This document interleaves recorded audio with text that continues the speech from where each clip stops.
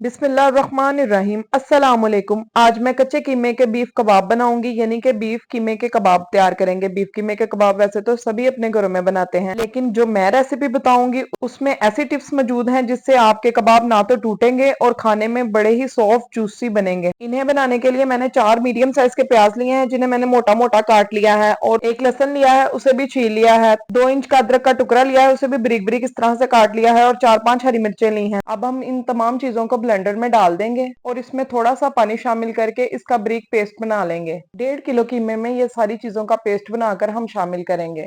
ये देखें, 1-2 मिनट में बड़ा अच्छा पेस्ट बनकर तैयार हो गया है। इस तरह से पेस्ट बनाकर अगर आप कबाबों में डालेंगे तो आपके कबाब कभी भी नहीं टूटेंगे। चलें जी, अब कीमे को हम किसी खुले बर्तन में डाल लेंगे ताकि इसमें तमाम चीजें मिक्स कर लें। खुले बर्तन में जरा चीजों की मिक्सिंग बड़े अच्छे तरीके से हो जाएगी। अब जो हमने पेस्ट तैयार किया था उसको शामिल कर देंगे। अब सबसे मेन चीज जाएगी जो कि दही है।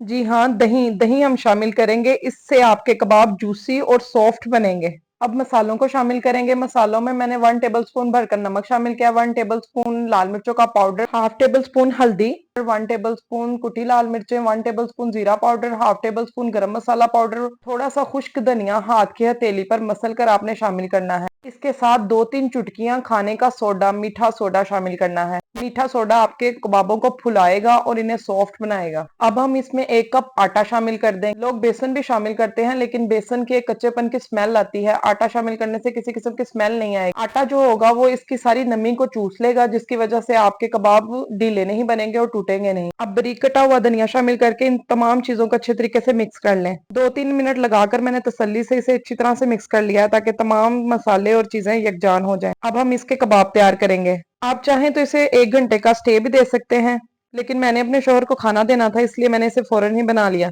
ये देखें, इस तरीके से मैंने तमाम कीमे की टिक्कियां बना ली हैं। अब इस स्टेज पर आकर आप इन टिक्कियों को फ्रीज भी कर सकते हैं। 1 मंथ तक आप इनको फ्रीज कर सकते हैं। जब भी यूज करनी है बाहर निकालें, थोड़ा सा मेल्ट करें और इन्हें फ्राई करें। चलें जी, अब कच्चे कीमे के इन कबाबों को फ्राई करते हैं। आप पैन में भी फ्राई कर सकते हैं, तवे पे भी फ्राई कर सकते हैं, आपकी अपनी मर्जी है। घी में भी आप इन्हें फ्राई कर सकते हैं और ऑयल में भी फ्राई कर सकते हैं। यहाँ पर मैंने पैन में घी को शामिल किया है, घी गर्म हो चुका है। अब हम इसमें कबाब शामिल करेंगे। कीमे के इन कबाबों को आपने मीडियम सी आंच पे फ्राई करना है। मैंने अक्सर देखा है लोग कहते हैं हल्की आंच पे फ्राई करेंगे तो ही कुक होंगे, लेकिन हल्की आंच पर फ्राई करने से आपके कबाब जो उनसे हैं वो सख्त हो जाते हैं। इसलिए आपने आंच को ज्यादा तेज नहीं रखना, ना ही बहुत ज्यादा लो रखना है। मीडियम फ्लेम पर आपने इनको फ्राई करना है। ये देखें, एक साइड से बड़े अच्छे तरीके से कबाब फ्राई हो चुके हैं। अब हम इसकी साइड को आराम से चेंज कर देंगे। 3-4 मिनट के लिए एक साइड से पकाना है ताकि इस तरह का खूबसूरत सा कलर आ जाए, और 3-4 मिनट ही दूसरी साइड से पकाना है।